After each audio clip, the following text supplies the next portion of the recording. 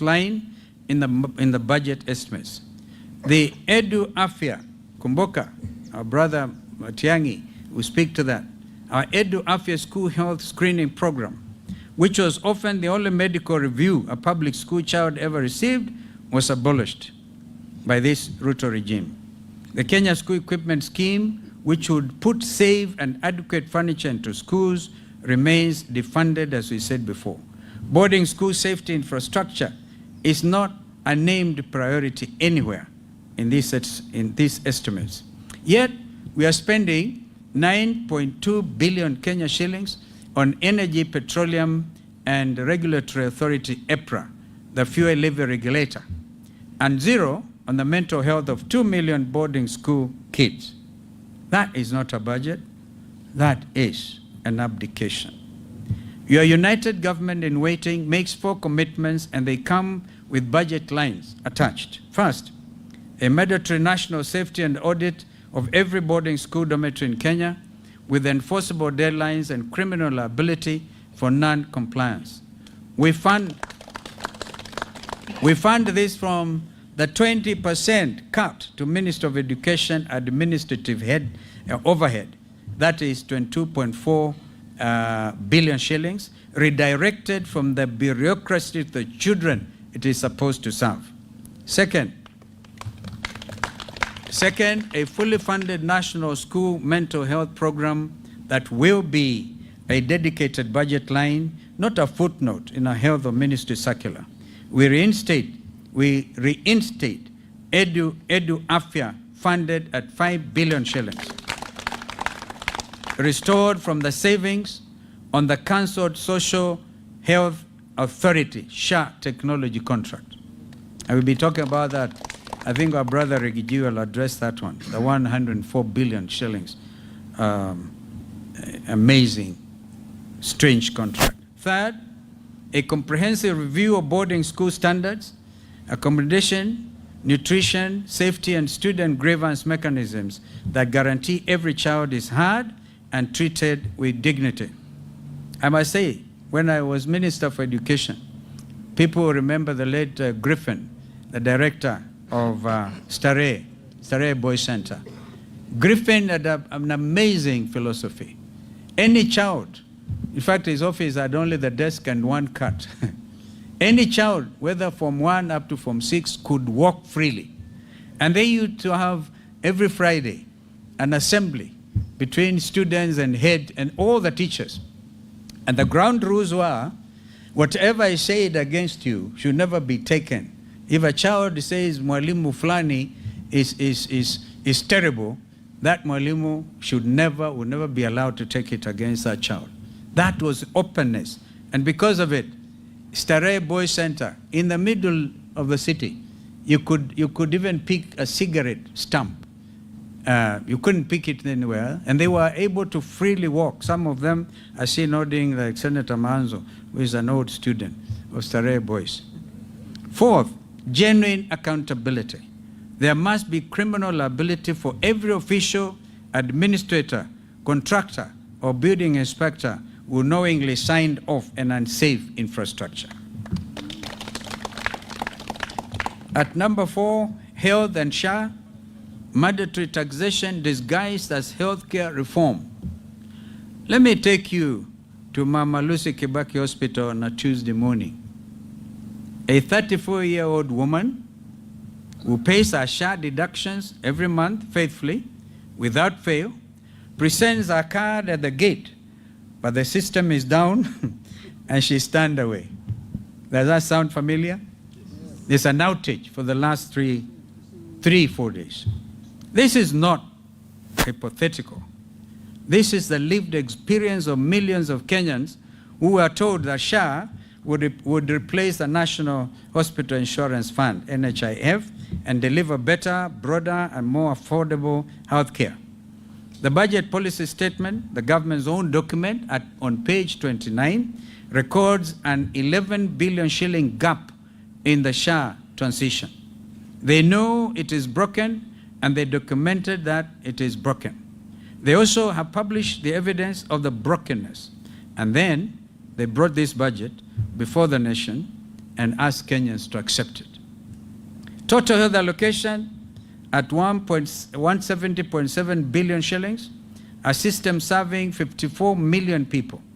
Only 19.1 billion shillings for county-level primary care are spread across the 47 counties, covering thousands of levels 2 and level 3 facilities. That is 406 million shillings per county for every dispensary, for every health center, for every county hospital. That is the first and only point of contact for millions of Kenyans who cannot afford to go elsewhere. SHA, in its current form, is not a health policy. It is a compulsory tax with a hospital logo. And this government has added insult to injury by simultaneously signing a 104 billion shillings technology contract. I repeat, 104 billion shillings for a digital platform around a health system that cannot serve the patient at the gate. Linda Mama, the free maternity program that gave thousands of Kenyan mothers a safe, dignified birth at a public hospital, has been abolished. Edu Afya, abolished. These programs worked as they reached the people who needed them most. At point number 5, the Finance Bill 2026, taxing the poor through the system. For 3 years in a row, this government has returned to the same well. In 2024, they came for your bread. In 2025, they came for your data. In 2026, they are coming through the system quietly, technically, with provisions buried in legislative language that most Kenyans will never read. The Finance Bill 2026 proposes a 16% value-added tax on the fees and commissions charged by mobile money platforms, M-Pesa and Airtel Money. 16% VAT on the platform that 90% of Kenyans use every single day. The Central Bank of Kenya has documented mobile money fees as high as 7% of transfer value, and the same CBK launched a public campaign to cap those fees. The Ruto Finance Bill drives them back up. The grandmother in Wajir, waiting to receive 1,000 shillings from her grandson working in Mombasa, will pay more for that transfer. The Mama Mboga in Gikomba, paying a supplier through M-Pesa, and remember, even the mitumba is taxed. The Mama Mboga in Gikomba, paying a supplier through M-Pesa, will pay more. A boda rider sending money home to his mother in Nyamira will pay more. This Ruto regime has found a way to tax the poor, even when they are not buying anything, and they are taxing the movement of money itself. And the bill proposes a 25% excise duty on mobile phones at network activation. 25%. 25% on a phone that is no longer a luxury. A phone is an office. A phone is also a bank. It's actually a classroom, the only infrastructure that millions of Kenyans actually possess. Kenya's diaspora sent home a record $5 billion last year through mobile platforms. Economic analysts are clear. They tell us these taxes will reduce remittance volumes. Rural families depend on those transfers, will bear the greatest burden. Beyond the visible taxes, the Finance Bill represents something more troubling: the quiet construction of a tax surveillance state, expanded KRA access to third-party data, bank records, mobile money transactions, business accounts without adequate taxpayer safeguards, shorter filing deadlines that will crush small businesses, system-generated tax assessments that can arrive without explanation or notice, automated penalties for failures caused by KRA's own technology. We are building a government that can see everything you earn and everything you spend, with the power to act on that information faster than you can appeal. A Kenyan earning 30,000 shillings a month still pays income tax. This regime taxes poverty, And now it wants to tax the digital tools through which the poor literally survive. At number 6, strategic assets. Who is selling Kenya? When this government faces a fiscal crisis, and it faces one right now, it looks at what Kenya owns and asks, what can we sell? We are talking about Kenya Post Authority, through which over 90% of Kenya's imports and exports move. We are talking about Safaricom, the company that built M-Pesa, whose government stake generates dividends that belong to every Kenyan taxpayer. In fact, because I'm in court over this matter, I cannot speak much, the Treasury is getting a dividend of 16 billion half term. Therefore, in a year, 16 billion shillings. And that is a 15% share that the Treasury is trying to dispose of. It is taxing an asset it is selling. That is not fiscal management. That is a fire sale. These are not just ordinary companies. They are crown jewels. They are what this country built across generations. And the United Alternative Government will not allow any government to sell them quietly, without consent, without debate, without a 2/3 majority in both houses of parliament.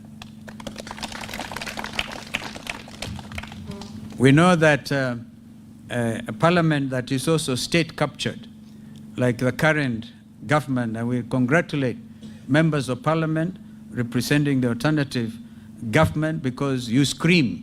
I remember when you are transacting this matter of Safaricom, or Sitat, the deputy minority leader actually went for the mace as if to make a point, and he was expelled for it. Please do something. The country is watching. The alternative government in waiting has produced a fully costed people's budget for 2026-2027. Every figure in what follows is sourced from the same National Treasury documents. The budget summary of April 30, 2026, the budget policy statement, the Finance Bill 2026, those taken together. Our numbers are the government's numbers, rearranged according to a different set of priorities. The framework. On gross expenditure, at 4.318.5 trillion shillings, 499.3 billion less than the Ruto regime. Our total revenue at 3.725 trillion will be less than 95 billion shillings more than the Ruto regime through compliance, not new taxes. Our fiscal deficit will be 593.5 billion, which represents 2.8% of GDP, against Ruto's regimes of 5.3%. Our domestic borrowing will be 500 billion against Mr. Ruto's regime's 995.7 billion. We shall have the pressure on Treasury bill rates and private sector credit in 1 year. We shall restore the development expenditure ratio from the Ruto regime's unconstitutional 29%. That is a statutory breach of the PFM Act, that's Public Finance Management Act, minimum floor to 33.5%. The children who will inherit this country deserve a government that invests in their future, not merely that services the debts of the past. On education, we shall fully fund free primary education at the statutory 1,420 shillings per pupil per year, closing the 18 billion gap documented in the budget policy statement. We shall fully fund free day secondary education at the statutory 22,244 shillings per student per year, closing the 28.4 billion capitation shortfall under this budget of Mr. Ruto. We will fund JSS capitation in full, and we shall revamp the Kenya school equipment. Total education allocation will be 737.3 billion shillings against the current regime's 668.3 billion. We will cut 22.4 billion shillings from the ministry's 112 billion administrative overhead and redirect every shilling to our children. Free, free means free, all the way from class 1 to form 4 for every Kenyan child. On health, we shall close the 11 billion SHA gap documented at page 29 of the budget policy statement.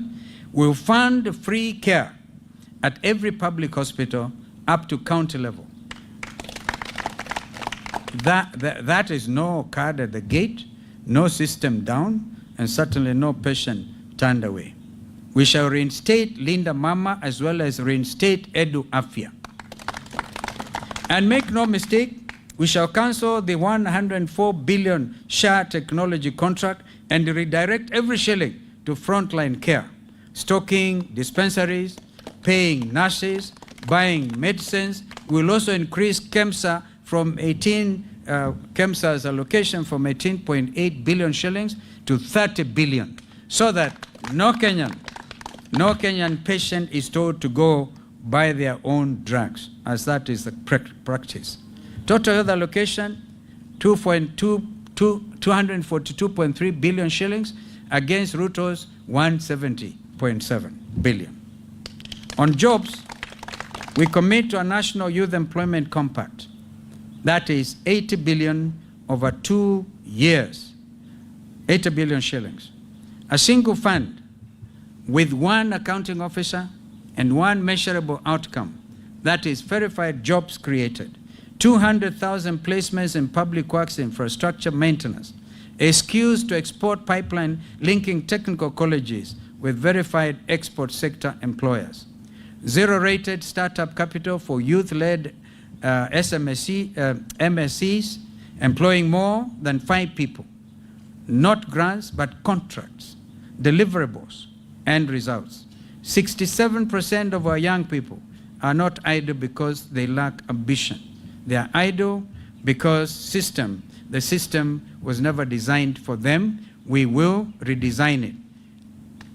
On cost of living, we shall repeal the import declaration fee, the railway development levy, and the road maintenance levy on fuel imports, bringing diesel to approximately 170 shillings per litre. We will also abolish the housing levy. Of course, that abolishment will take into account the legislative aspect. All right? We are not just abolishing without asking you guys to do the needful. And because a lot of you are state captured, the next administration will certainly ensure there's no housing levy. Amen. Our executive order number 1, giving millions of Kenyan workers an immediate increase in take-home pay. That's what my brother Rigiji refers to rescuing the payslip. We shall zero-rate solar panels, batteries, and inverters. We'll introduce a 30 shilling per litre targeted fuel subsidy for certified agricultural use. And we will remove from the Finance Bill 2026 the 16% VAT on M-Pesa platform fees and the 25% excise duty on mobile phones. On fiscal discipline, starting at the top, we will cut State House operations from 12.6 billion shillings to 6.3 billion shillings.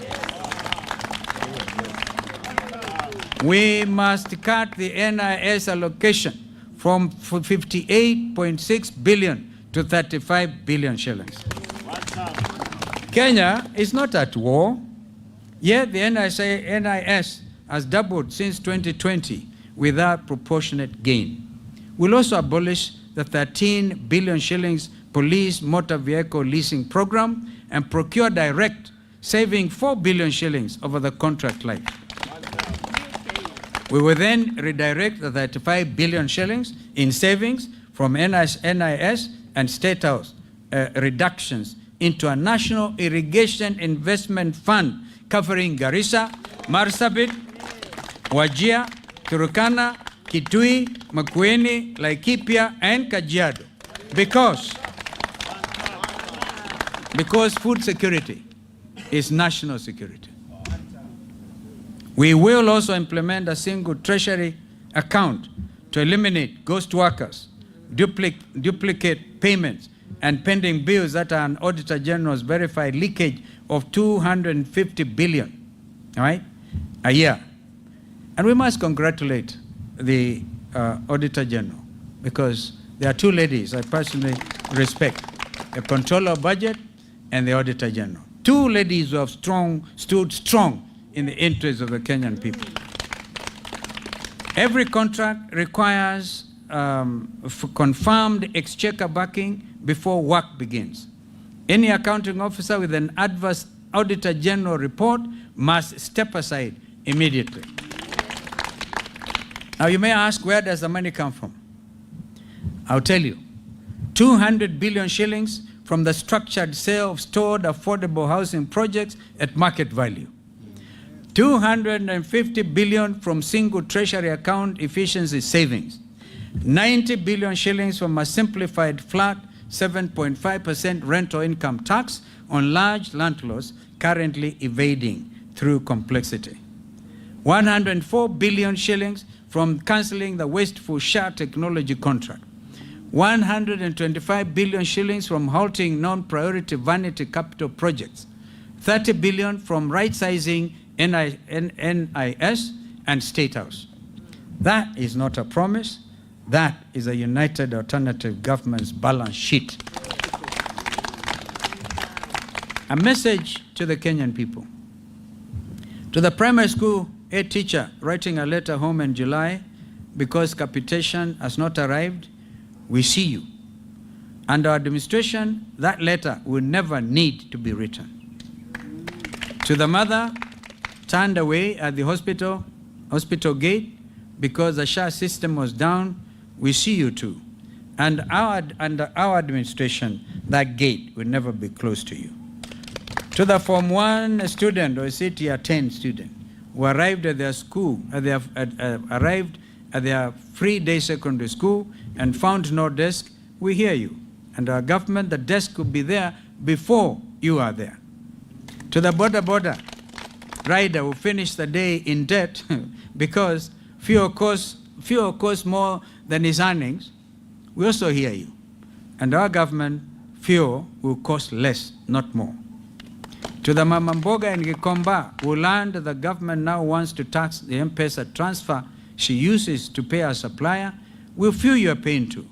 And our administration, that transfer will be cheaper, not more expensive. And to every Kenyan who owns a piece of KPA and Safaricom through their taxes and is watching that stake quietly diminish, we are with you. Those assets are your inheritance and we shall protect them. Now, a direct word to members of parliament as I conclude. You were not elected to be a rubber stamp. A mother woke up before dawn, remember that, walked to a polling station, queued for hours, sometimes under rainy conditions, because August sometimes is very, very, very cold. Queued for hours and marked your name because she believed you would go to Nairobi and fight for her. When you vote to approve 28.4 billion shillings free day secondary capitation shortfall, you vote against the children of the poor.